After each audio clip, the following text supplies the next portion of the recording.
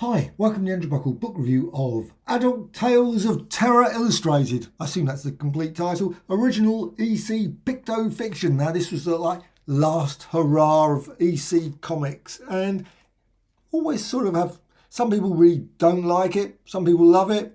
I think it was an interesting experiment, maybe one that could have potentially been really great if it just had a bit more time, but that's always the way. However, it didn't. You had 3 issues. Well, actually, you only had 2 issues. Apparently, one didn't get actually published. Features the never printed 3rd issue, of course, and it's also got an introduction as well, which is always great. So you got 2 that were and 1 that wasn't.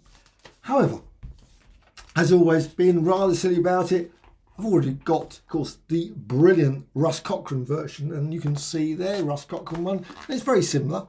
However, I just noticed on the Russ Cochran one, they look at the Russ Cochran, the way it's done.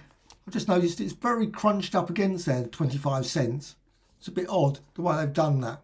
Still, not a big thing, but you can see the slight size difference. And, well, in terms obviously, obviously this is a shinier version than this. However, I think this one wins out easily. This is obviously the Russ Cochran version. You see the crispness of and also the text. If you look at the text, this is super sharp, really, really sharp. You can flick through this and find there's 1 or 2 saying it's not perfect. I mean, there's a couple that are just a bit rough. Maybe I'm being slightly unfair with the other one. But anyway, there's the examples, obviously, with the Russ Cochran one. I still think it's far superior. And also, with this one, you've also got not particularly any additional material, which is unusual because quite a lot of the Russ Cochran ones had interviews and other things. This one did not have any additional material, just finishes. That's it. However, let's get to the actual book itself.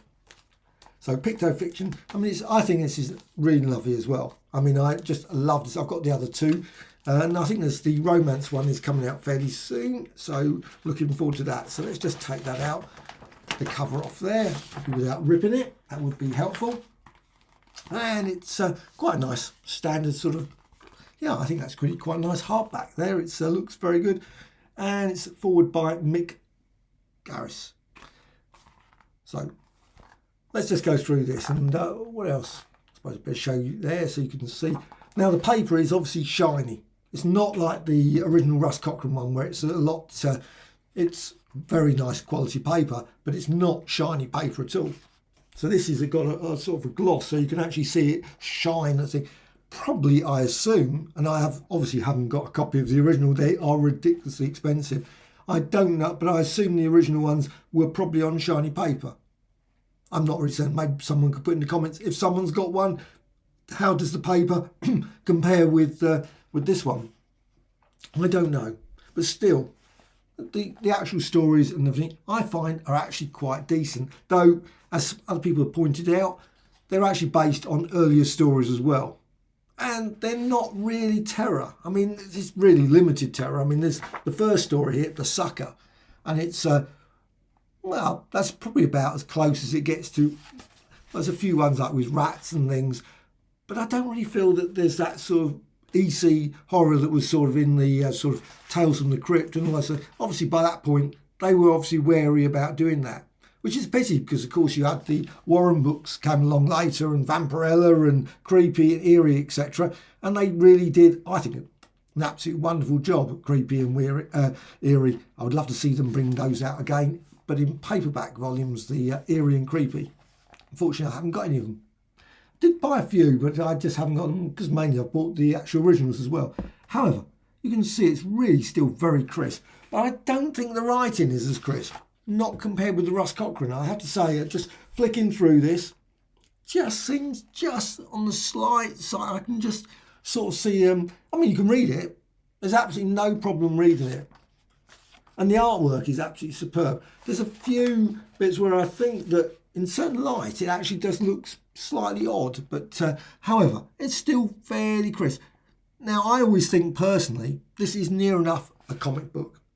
And at the same time, it sort of harks back to the really old sort of like Victorian style. Because you look in the old Victorian, I've got quite a few old Victorian illustrated books, and they've got a similar sort of style. That sort of style with a bit, obviously, the text, the picture.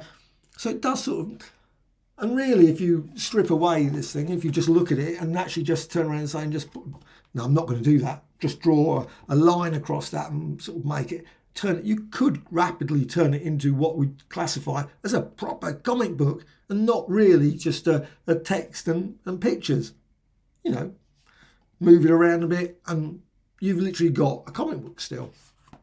But they are quite, as someone else pointed out, quite flat in many ways, illustration. I mean, there's not really that movement that you expect in a comic book. That's the thing. That's why I say it sort of harks back to a more Victorian, sort of very fixed sort of model, which is a pity compared with, like, obviously Creepy and Warren and all those things where you've got proper stories that panel to panel to panel, etc. So you've got to say a scene here where the guy sort of like he's talking with someone. Now you would like develop that, maybe have another panel or something, and then you've got another panel that's sort of disconnected from that other panel. Now you've got that one down the bottom where you've got obviously a woman, and then you've got the woman obviously slightly closer up to the.